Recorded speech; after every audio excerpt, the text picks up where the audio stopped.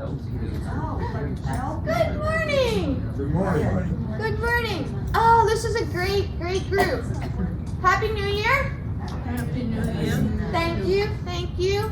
I wish you all a fabulous year. Me too. I agree. I hope we all get to share a lot of joy together. So let's cheer for that. Yay! I'm Susan Sino. I'm with the Spring Point Foundation. And we are, microphone. Thank you. All right, how about that? Better? I can hear you from heaven. Oh, from heaven. That's sweet, Steve. I'm sure when Bill talks, it'll be different. My squeaky voice. Can you hear me okay? My squeaky voice. Alrighty, I am Susan Sino at the Spring Point Foundation. And we are doing some programs to bring education to the community. And that's part of what today is.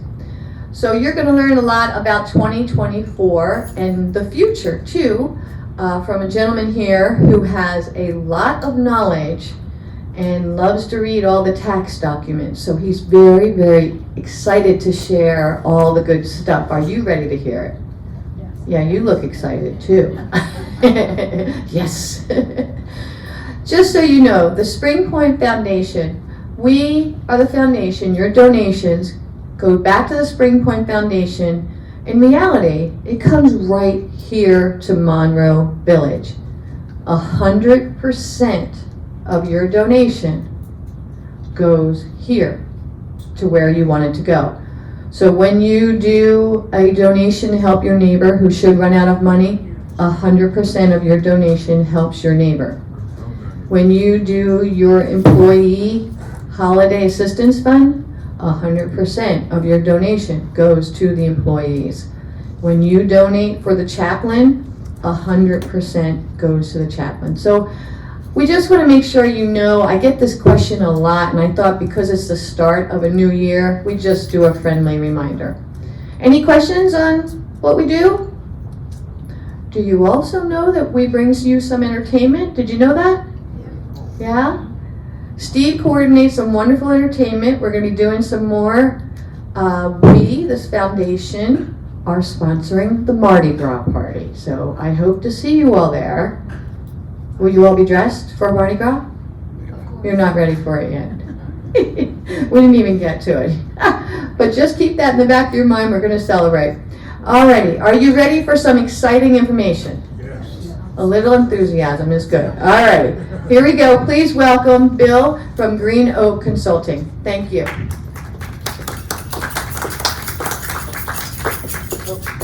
Thank you, everybody, and happy New Year again. Let me echo what Susan said. We're going to have some fun with taxes today. Pretty basic but important stuff, and things you need to be aware of as you plan for the rest of the year. And as always, anytime you have questions, please put up your hand or I'll ask. I'm happy to answer what is in the moment because it helps everyone, I think, understand. I tend to get a little complex too often, so forgive me if I do. So let's start with a quote. The best cure for insomnia is to get a lot of sleep. W.C. Fields. Very funny man. And yes, I did fly into Philadelphia Airport, so Philadelphia's a good place, I think. No offense to Mr. Fields. We have basic ground rules for every presentation. The first is that everyone has a different perspective about money, about taxes, about you name it, politics. Fine. Everyone has a different perspective. We acknowledge it. We go forward. There are no right answers, and I hold up because we're talking about sleep. How many of you have seen ads for the sleep beds set your comfort level? The sleep beds where you change it. How many of you have ever had one? Okay, they're awful because when you get it for the first couple of days, you're like, let's try 30, let's go to 99, let's do 40, and after 3 or 4 days, you just keep it in one place and don't worry about it. But again, There are no right answers for what you'd like in your sleep bed, and there are no right answers when it comes to taxes and policy and money. There, of course, is no pressure to take any actions whatsoever. Our goal today is to give you good information that you can consider, and as always, please talk to your own advisors about what's best for you. And advisors could be friends, family, CPAs, financial attorneys, whoever you value and who knows you well to help you guide you. And starting the new year, I want to give disclosures. Anything I say about investments, please remember I do have a brokerage license, so don't believe what I say. Talk to your own advisors about it. Also, I have an insurance license. Anything I say about insurance, again, don't believe it. Please talk to your own advisors. And finally, I went to seminary. I have a Presbyterian minister. So anything I say about religion, of course, please don't believe it and talk to your own advisors. You're warned, all right? Today, we're going to look at just the facts and updates for 2024, the numbers, the changes, what's new, what's different, so you have a sense of what's coming. We're going to talk a little bit about making sure your estate plan is in good order. I have a quick question. How many of you haven't looked at your estate plan since 2018? Okay, because New Jersey changed the law in 18. You may want to take a look, and we'll talk a little bit about that. And we want to talk about what might happen, some brutal things that could occur down the road in a few years. So I just want to give a heads up in that direction as well. So that's our agenda for the day. And let's start with some basics. There are terms that really never change. Your IRA is your retirement account. Could be a rollover, could be a SEP IRA, it could be all sorts of IRAs. Generally, with the exception of the Roth IRA, the money coming out of the IRA is taxed at the federal level. So it's important to acknowledge that it has a tax implication with your IRA funds. The RMD is your required minimum distribution. That's the amount that if you're over 73, you have to take out every year from your IRA. And that number moves around, and we'll look at that process as well. The qualified charitable distribution, the QCD, we'll look at. It's the process where you have your custodian send money from your IRA directly to charity or charities that you want to support. And if you do that, then what happens is for every dollar you send to a charity, it reduces the required minimum distribution money you have to take out. So it's a way to reduce your taxes and continue to support the charities you want to. AGI is, of course, adjusted gross income. Your AGI is what you calculate your taxes on. So the goal is always to lower your AGI as much as possible. CGA and CRT represent charitable gift annuity, charitable remainder trust. These are planned gifts where you create an income tax deduction, you generate a lifetime income stream, and then when you pass on, or whatever the rules are about it, it goes to the charity that you want to support. And then finally, dollar signs. Today's the 11th of January. We only have, I always have to do this. We're in a leap year, so we're 11 days into a 366-day year, so there's only 355. My college didn't require math, okay? So work with me. 355 days left to plan. Very important. Time is flying. We must be about this, eh? Any questions so far? Okay. Little cartoon. I'll read it to you because it's sort of small. It is two particularly apparently homeless people in a back alley drinking probably Night Train or one of those very potent wines. And the one says to the other, "I have trouble sleeping, worrying about the alternative minimum tax." How many of you know what the alternative minimum tax is, or the AMT? A few of you do. How many of you have been stung by it? It was brutal for a while. What it is essentially, back in the 80s, magazine articles came out about millionaires who pay no taxes. And what they were doing was they were using income from municipal bonds. It wasn't taxable income from various tax-free return investments. And so they didn't have any taxable income. And Congress got upset. And so they passed what was called the Alternative Minimum Tax. And the Alternative Minimum Tax said that if you have non-taxable income above a certain dollar amount, you get taxed at 28% on it. Boom. Very simple. Totally different tax rule that they passed. Well, that was in the, let's say 30 years ago. The problem was that that amount, that threshold, never changed. And so people, as money increased, as inflation came along, people were ending up having to pay alternative minimum tax because the threshold for it was so low. It was a big issue. A lot of people were very upset, understandably. Well, eventually, Congress got around to indexing it to make it float with inflation. So today we don't have such issues around the AMT. It is not really an impact on most taxpayers. But we have two people saying, I lose sleep over the alternative minimum tax. Don't do it. Here are the tax basics. Your taxes are due on April 15th, 2024. There's an asterisk there in small print. It says if you live in Maine or the District of Columbia, you have until the 16th, because the 15th is a holiday in those two locations.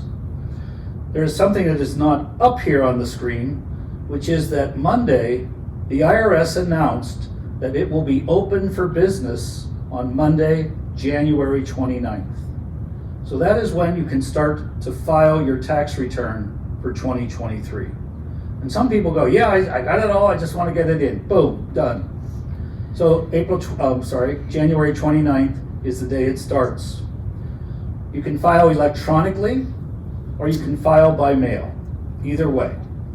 And if you have trouble getting it all together by April 15th, you can file a form 4868 that allows you to file your return before October 15th. Now, if you do that, be sure to pay the taxes you think you owe by April 15th, and then get the return in to determine what the actual dollar amount is. So you can file an extension, and you have 6 more months to prepare the return, but you gotta pay your taxes by the 15th. If you file paper returns, be sure to sign the return. A lot of people forget it. It's like, oh my goodness, look, I'm getting money back. Quick, put it in the mail. And they forget to sign the return. So IRS will send you a letter saying, hey, you haven't signed your return, you're not getting your refund yet. That happened to me. I was filing my mother's final tax return a couple years ago. I forgot to sign the return. They sent it back. I had to go, it took another month to get it all resolved. So be sure to sign it. And if you mail it, make sure you get a receipt saying that it was mailed that day, a postage return receipt, because the IRS has a lot of mail and they are behind. They have finally caught up, I think, from opening most of the mail from 21 and 22 from the pandemic years. Mail was so badly backed up and the staff were not keeping up with it. We have letters sometimes still showing up from 2022 filings, 21 filings. So if you mail it, get a receipt. That way, if there's ever any questions, say, look, here it is, you got it. So those are the basics. Are there any questions that I can answer? Yes, sir. The IRS returning phone calls had been awful. They've increased it a little bit, but it's still, what, 25%? Oh, the IRS calls. Yeah, they're getting in to call or having them call me back. Yeah. Is hideous. Yeah. And by way of background, they do monitor it. And they also look for accuracy in the information. And I was with AARP for 10 years in charge of their program, TaxAid. That was my baby, my initial job. And what we would do is every April, we'd get invited up to the Hill to talk about how good the IRS support was for the older adult program called TaxAid. Because the hearing would be the House Ways and Means Oversight Committee would have a hearing where they pummel the IRS for bad performance. And they go, why didn't you do this? The IRS says, well, give us more money. And we go, oh, the IRS is the best. They help us. We served over 1 million people last year around the country. So we were the good guys. The IRS, but you're right. IRS has real issues, and we'll see how it changes. It's supposed to be getting better. Yeah. Cross our fingers. Good point, though. Thank you. Other questions or thoughts? Yes, ma'am. If you want to file an extension, how would you know how much money to send them if you haven't done your taxes? Take a wild guess. If you had withholding, you could just say that's that. It's what my withholding would be. So it's make sure you've given them some money would be the first cause. Otherwise, they'll come after you if you owe taxes and say, well, you have a penalty for late filing. So give it your best shot, Let's check upon and then you reconcile it with the actual return. Okay? Let's talk about what's new this year in taxes. First of all, the standard deduction if you're over 65 this year is $16,550. And if you're a couple, it's $32,300. It's up about $1,200-1,500 since last year. And as the standard deduction rises, you always want to pay attention, and we'll talk about this a little bit more, but we'll look at whether it's better to take advantage of the standard deduction or to itemize. And it's a juggling act sometimes to figure out what's best. The standard deduction has increased, it may be beneficial. If you have an estate, the federal tax threshold is now $13,610,000. So if your estate was $12,700,000 last year, it is now safely under the new threshold. Now, this doesn't apply to a lot of people. Last year, about 2,000 tax returns were filed nationally to file estate taxes because the numbers are so high that most people don't need to file. And then the annual gift exclusion, that is what you can give to any person you want to, has gone from $17,000 this year to $18,000. So now as a single person, you can give $18,000 to anyone you want. As a couple, you can give $36,000 without any paperwork, without any taxes, without reporting it in terms of your estate giving. So it's a useful tool to be aware of.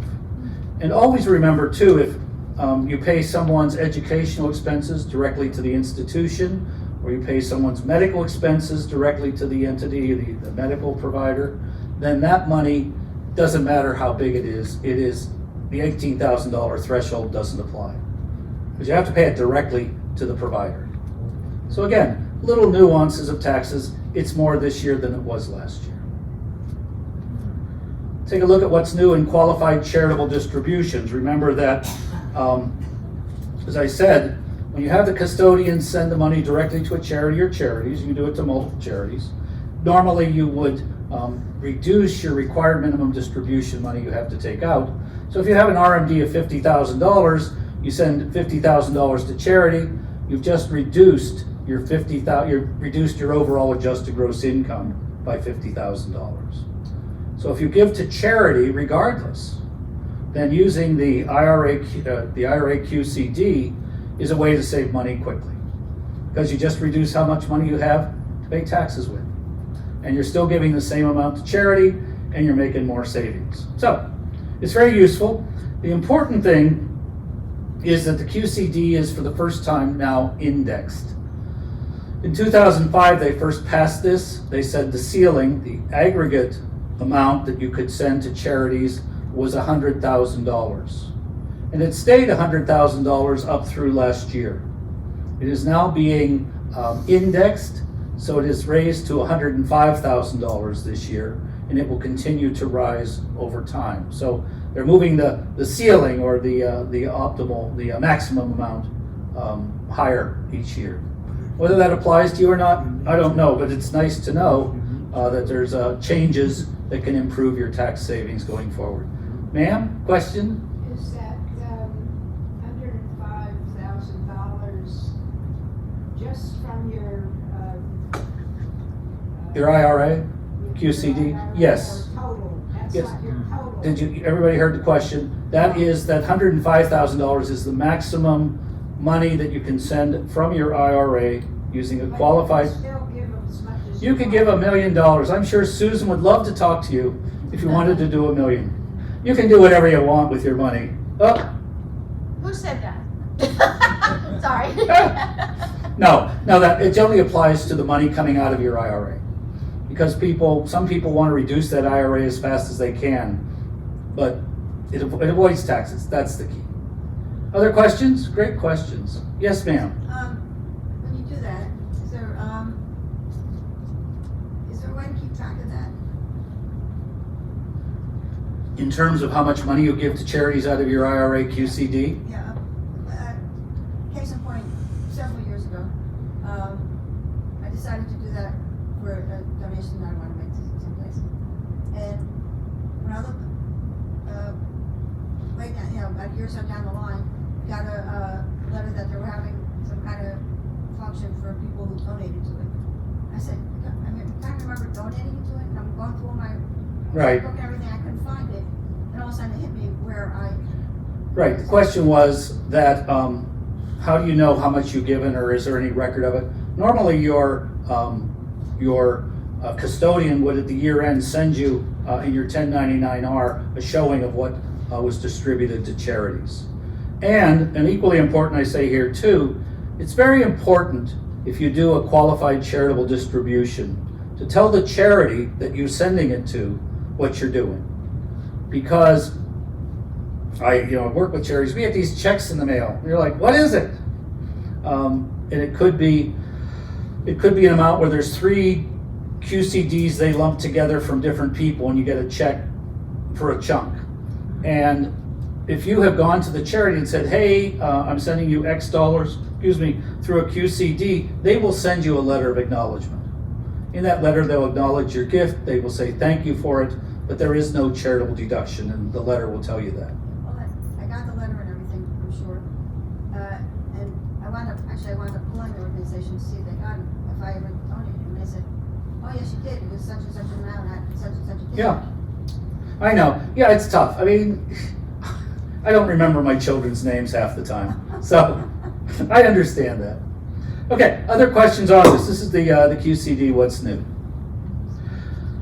You remember that for the first time in 2023, you could do an IRA QCD to a charity and establish a charitable gift annuity with that QCD. And the amount, the ceiling on it was $50,000. So you could do a charitable gift annuity for $50,000 through your IRA QCD. And you go, well, why? And the reason you'd want to think about it is that charitable gift annuities pay a very fixed sum. As we'll look at a little bit later, the IRA RMD is very volatile. And so this is one way to, in a sense, spread out your investment strategy to have a stable income through retirement income, as well as your IRA income. So it's a strategy to talk about. And the new thing is that it is raised from $50,000 to $53,000. So that you can do up to $53,000 of an IRA, QCD, CGA directly to a charity. And you can only do it once in your lifetime. That's the other rule. So if you've done it once, you can't do it again, under current law. Again, laws change. So that's where that stands.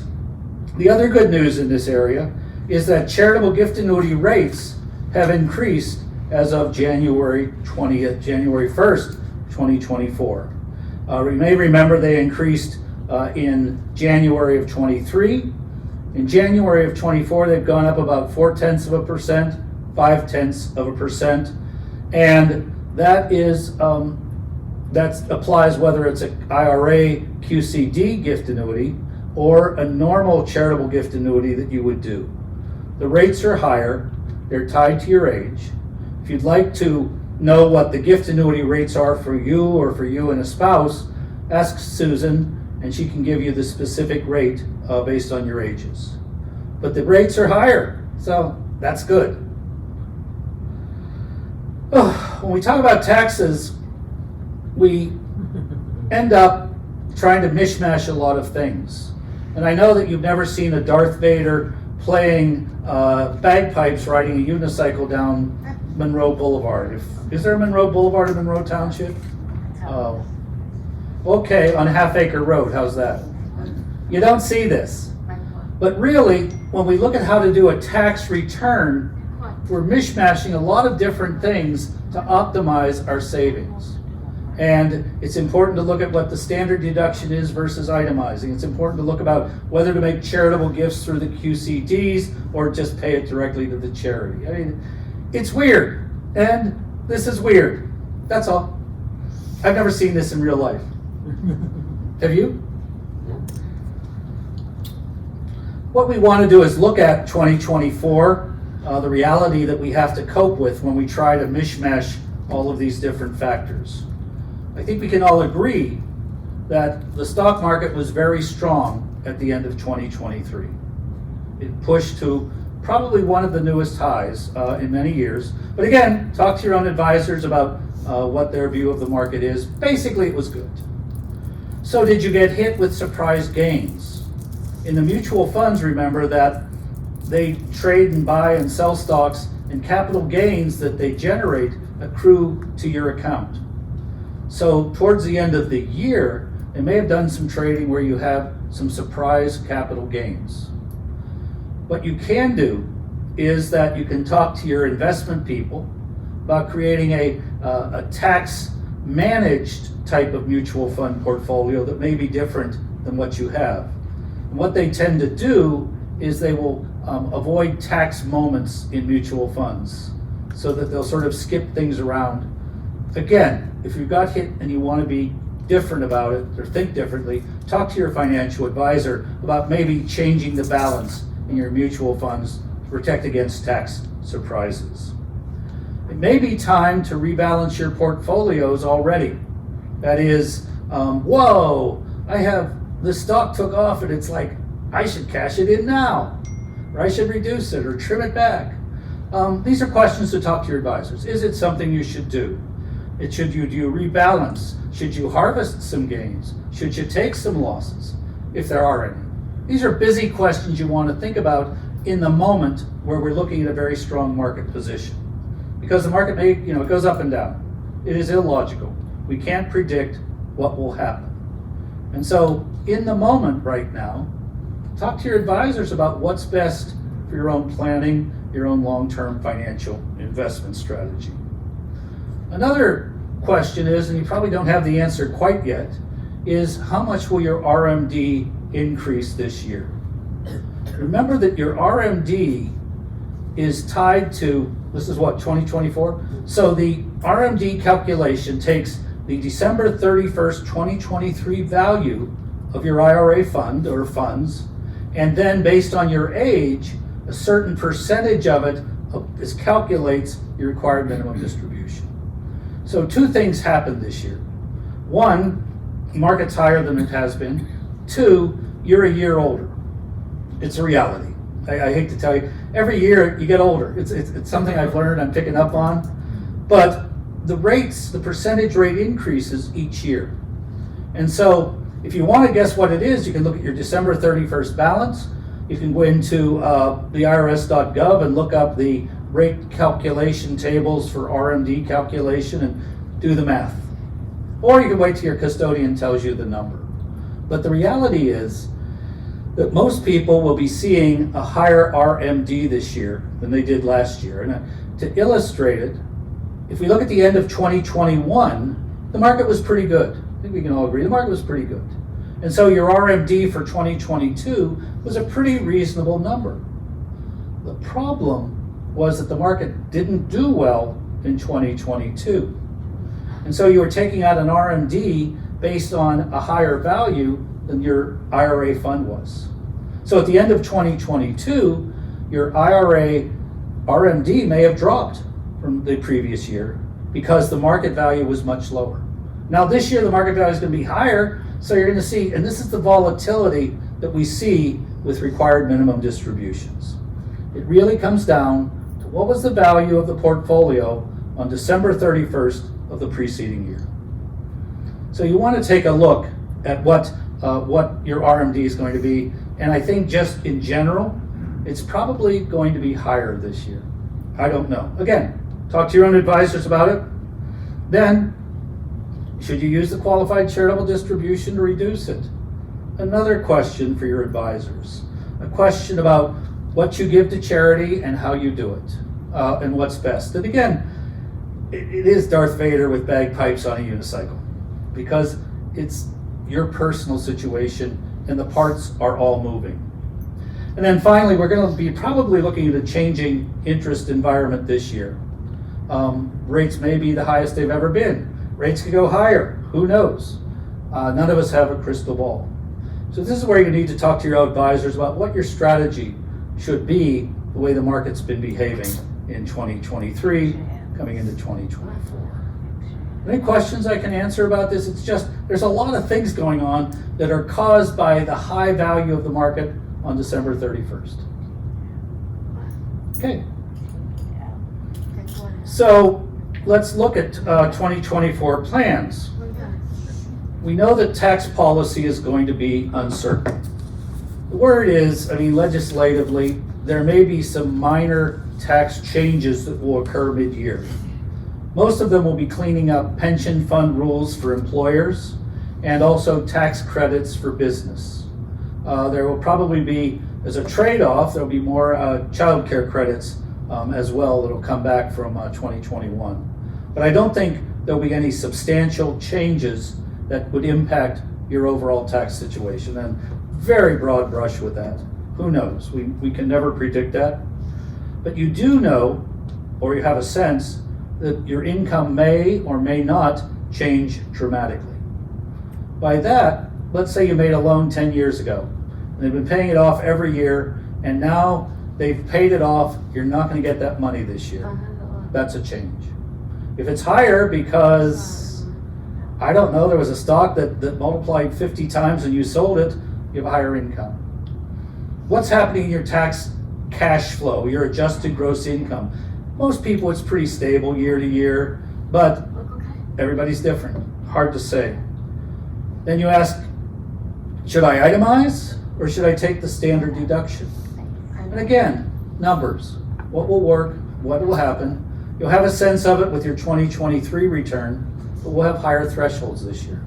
If you use the RMD QCD to bring down your taxable income, then you may want to take the standard deduction. It depends. Again, your advisors should always help guide you in what's best. And then finally, it's important to remember that charitable giving is always pretty much going to be there. It is, I think, one of the bedrocks of tax law. In fact, there's a lot of pressure from charities to increase the charitable benefits and expand the capacity for charitable giving. And Congress is not going to take it away. That's very clear. Tax reform has always been an issue. And there was a time, remember we wanted to have simplified taxes? This is 90s, 2000s, simplified taxes. You add up your income, you look at the percentage, and you pay the tax. And then people go, well, what about this? What about that? What about that? And so they wanted to do away with all of the itemized deductions. But in the end, what they did was they formed what's called the McTax Plan. McTax Plan was mortgage and charitable giving would still be allowed, but nothing else. And so from that, we can tell that charitable giving's here to stay. So you can count on it as part of your strategy. Are there any questions on these anticipation of 24 plans? Yes, sir. I thought charitable deduction was still itemized. You tell me you can itemize, you can do that on a standard deduction too. Oh yeah. Well, what you're asking was for 2 years. I think what you're asking, you'd asked about, can you do it if you take the standard deduction to take an itemized for charity? Right. In the pandemic of 20, they passed a rule that said that if you took the standard deduction per return, you could take $300 of charitable giving off directly. And then people complained because they said, well, what about a couple who do it, So then in 2021, they said, okay, you can do $600 if you're a couple, $300 each. Then in 2022, they said, okay, pandemic over, took it away.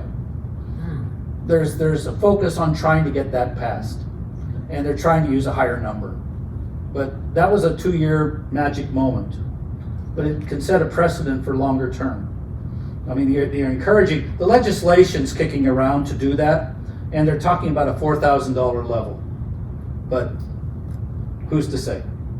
Remember, many of you, I'm just, to be clear, remember that there was just, even if you took the standard deduction during the pandemic, you'd knock off $300 of your income. It went away, but it might come back. Good question. Taxes are always fun, aren't they? Let's look at estate plans now. Let's move over to that. You know, the thing is, you always start the new year and go, yeah, I'm going to change it. I need to do this. I need to do that. Well, weren't you going to do it last year? And many people keep postponing looking at their estate plan. It's very important to take a look at it. It's important to look at your estate plan and strategy, what your assets are, how to deal with it. Do you still have a safety deposit box? They're getting fewer and fewer. But what's in it? If you have one, what's in it? You know, your favorite baseball card, jewelry, passport. You don't want to have your passport in a safety deposit box, because if you have to leave town quickly, you know, the bank's not open. Just making it handy. But more and more people do not use safety deposit boxes. And if you do, make sure someone knows where the key is. Because you have to have a key. You have to know the number. And one charity we were working with, we were administering the estate, and we were told there was a safety deposit box, but we could not find a key. And we were in organizing and cleaning the house and doing those things, and we were there, we got to find this key, because there's a lot in there. And in the end, you know, I was just clearing out a pencil holder, and it rattled, and the safety deposit key was down in the bottom of the pencil holder. Tell people where the key is, you know, or I wear it on a chain around my neck, whatever, just let people know if you have one. It's important. The question you always have to ask is, are your heirs and executors still alive? A lot of times people do not change their executor for their will or their trust, and that person is unable to take the role. And they didn't name a successor, or that person can't do it. And so you end up with the estate in limbo until you figure out who's going to be in charge of resolving it. You may want to change it and look at that. Also for your heirs. Some people leave a gift to their neighbor, but her neighbor, your neighbor, passed on a year ago. So you want to look at what your estate plan says and what it does. You want to look at the beneficiaries of your IRAs, of commercial annuities, who gets it. Make sure that's clear as well, who they are, because if they are not there to get it, your estate's going to have problems to untangle. It will take longer, it will cost more, and it could have been resolved easily by doing updates. And in New Jersey, I don't have it on the slide here, New Jersey has not an estate tax, but an inheritance tax. And in 2018, they changed the rules around it so that there are three classes, A, C, and D. Anybody familiar with this? You can talk to your own advisors about it. Pennsylvania has a similar inheritance tax. And when my mother died, the 4 kids, we didn't have any inheritance tax because we were a direct line relationship. But my cousin, who we consider our 5th child, our sibling, had to pay a higher rate because she wasn't in direct line. And so the A level is people who are direct line lineage, if you will. B would be people who are cousins, sisters, brother-in-laws, that sort of thing. And then the D group is people who are not related. And at each level there are tax levels that are there. And you know, you should talk to your own advisors about what the inheritance tax will do given your current estate. Because there can be some good taxes attached to it. Federal, no. New Jersey, and of course this kicks in, I think, around $675,000 of estate. So again, I am not a tax expert on New Jersey inheritance tax, but I want to give you all a heads up. If you moved here and you haven't changed your estate plan, you may want to talk to an attorney about making sure you're in compliance with New Jersey. All these busy things that you don't think of, or you go, yeah, I got an estate plan. And my mother, she was a West Virginia document, and she was in Pennsylvania, so we had to do some stuff around that with her estate. So The key though, I'm sorry, these are all busy things to think about. But the key is, what do you want to have happen when you pass on? Who do you want to get assets? What do you want to support? How do you want to be remembered? And really your estate plans are simply a structural process to define what you want to accomplish. And so you start with what you want to have happen, and then you look at the details. And again, this is where you may need to talk to an attorney who can guide you appropriately. Any questions on that? Good. Let's go to very specific. Okay, that's real, like pie in the sky, all this stuff. You know, you're a minister, you get up there and talk that stuff. Let's talk about practical things. Here's what you don't want to leave. Yes, ma'am. Can I go back to the last topic? Sure. If you have somebody's your executor, but they can't do it for whatever reason, can they assign somebody else? Oh yeah, usually what will happen is the executor will hire an attorney who does all this stuff. Yeah, it's much easier. Thank goodness my cousin is an estate attorney in Pennsylvania, otherwise I would have been in trouble. So, let's look at what not to leave. I'm sure you know not to leave anyone timeshares. Timeshares are the albatross that has hung around the neck of many people.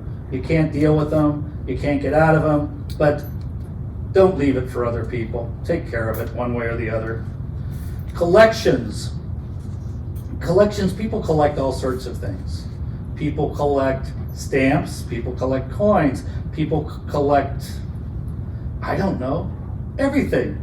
You know, people collect artists, paintings by certain artists. People collect Lalique. People collect, there are collections. And some are valuable, some aren't. Some are marketable, some aren't. And you may want to look at your collections because you know what's valuable in it. You know what matters in it. And so you may want to make your estate cleaner by dealing with your collections now. That's all. I mean, who knows? But you know what's in your collection, nobody else does. What's valuable, what's important, what's sentimental. Whatever your collection is, take a look at it and don't leave it for the estate. Guns. Probably not a good idea to leave guns to people. Just saying. But that depends. Again, it depends. One of our hospital clients last year got a handwritten note attached to a trust that said, I leave all of my guns to the hospital. Except, there was one exception. It was like a classic Colt 45 that you should take to a gun dealer and have it appraised. You know, we're a hospital. What, we're going to give the guards 22 guns to patrol the property with? So, take care of guns now because they can be messy. If you have operating businesses, it's best to take care of it or have a plan for closing it down or transferring it out of the estate. Because what would happen is no one knows how to run the business and it could fall apart and all of your hard work is lost. So it's important to clear out operating businesses. Vacation homes. If you have a shack where you can see through it in the lake in New Hampshire, you might not want to leave it to anyone. If you have a house on the shore of Lake Winnipesaukee, you might want to leave it to the family. But vacation homes are something that you want to address, and it's best to address it with your heirs while you're here, rather than have them fight over it or argue or whatever. And then finally, sentimental stuff. Sentimental stuff is important. It has meaning to you, it has meaning to your family. But you don't want to have a legal document that spells out the gold ring with the ruby crust goes to daughter A, and the emerald goes to my friend Jean. A whole list of all these things where it's going to be a collection of jewelry. It could be rings, could be watches. Give it to people now. That's what I say. Give these things. My mother, again, forgive me, I use my mother a lot, but it's a real experience I've been through. My mother gave my daughter her high school ring 7 years ago. My daughter's worn it since. She has my college ring too, and she wears them together because they are important and they share it. My son has my grandfather's gold retirement watch that's engraved to him. Give it to them now. Don't let it sit in a drawer. Share the sentiment and pass it on, because all of us are, in a sense, elders. Elders who are responsible for carrying on traditions and passing them down. give sentimental things now. Again, just because I say it, don't do it. It's what you want to do, and to support others and to share. Other questions? Yes, ma'am. Savings bonds. Pardon? Savings bonds. Savings bonds. Oh my goodness, thanks for bringing that up. Cash them. Now, if you have them, again, if you bought them for people over the years and you have them in a drawer or in a metal box, give it to them and let them cash them. They're terrible to get rid of. We had an estate, in fact, it was this one with the safe deposit box key. There were like $20,000 of US savings bonds in it. And we couldn't sell them because no bank would take our word that we were the executor no matter what paperwork we gave. And in the end, what we did was we cleverly got a ranking officer of a local bank on the board of directors. And we got him to authorize his bank to do it for us 4 or 5 years later. So savings bonds, cash them, please. Again, you will have taxes on it. What if they're not matured? Talk to your advisors. You will have tax liability because that interest was not taxed until you cash it. So that is an issue, but just the sheer process of liquidating them in an estate is not easy. Keep it simple. Other questions? Okay. Let's talk about the brutal estate tax changes that are coming, maybe. Congress has a way of wanting to give away things but not give away the store, if you will allow me to say it that way. And several years ago they made a rule that said if we give people a tax break, we have to find an offsetting tax increase so that the tax income balances out and stays the same. So they went, great, we have a rule, but what if we want to do a tax cuts? So what they did, and increasingly are doing more, is saying that it is a temporary tax cut. And because it's temporary, then we don't have to balance it out. So we can give tax cuts, but we can only do it for so long. And I think, sir, your question earlier, that $300 standard deduction charitable gift was a tax cut. It was for 2 years. That's what they did. Well, back in 15-16, they made some significant tax changes. And one of them was to increase the estate tax threshold significantly and let it rise every year. So it went in 2015 when it was about $4 million up to about $7 or $8 million right off. And it's increased to this day where we're looking at a $13,610,000 tax estate threshold. The problem is that when they passed this, it was for 10 years, and those 10 years are up at the end of 2025.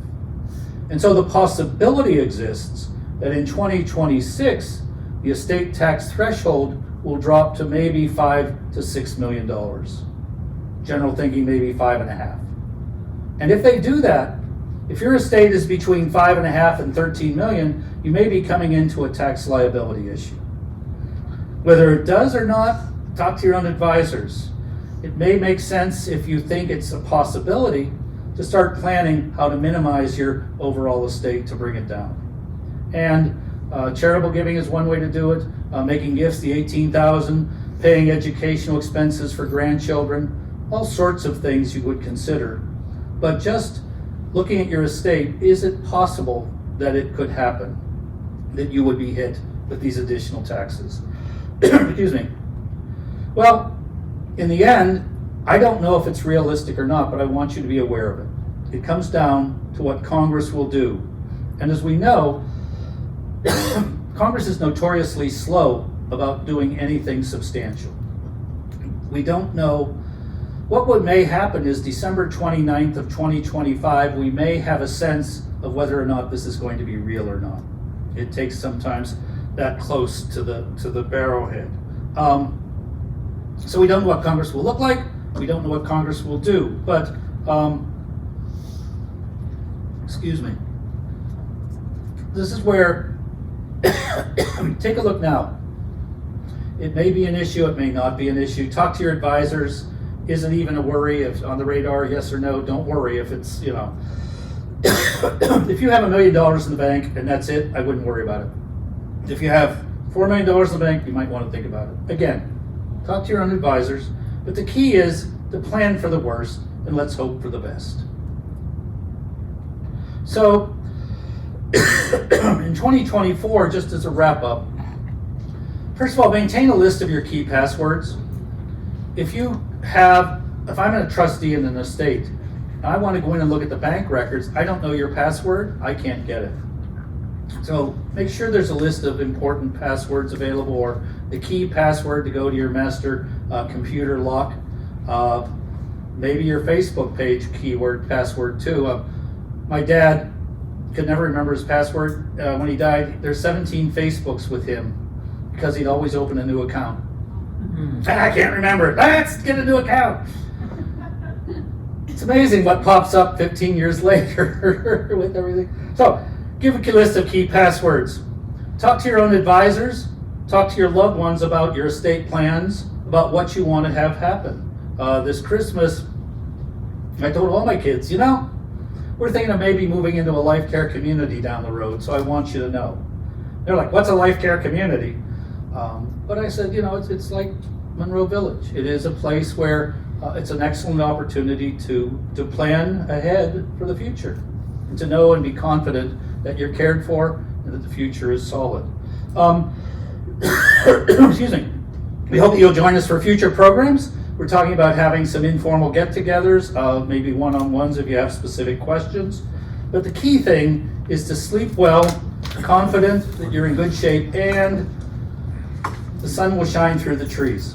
And you can wake up to a beautiful morning. Any questions I can answer? Yes, ma'am. I had an estate planner in Florida. Yes. Is it acceptable in New Jersey? You had an estate planner in Florida. Is it acceptable in New Jersey? I think you would want to ask an estate planner in New Jersey if that's true or not. There's differences. What is the ceiling on charitable contributions for 2023? There is no ceiling on overall charitable contributions. You can give as much as you want.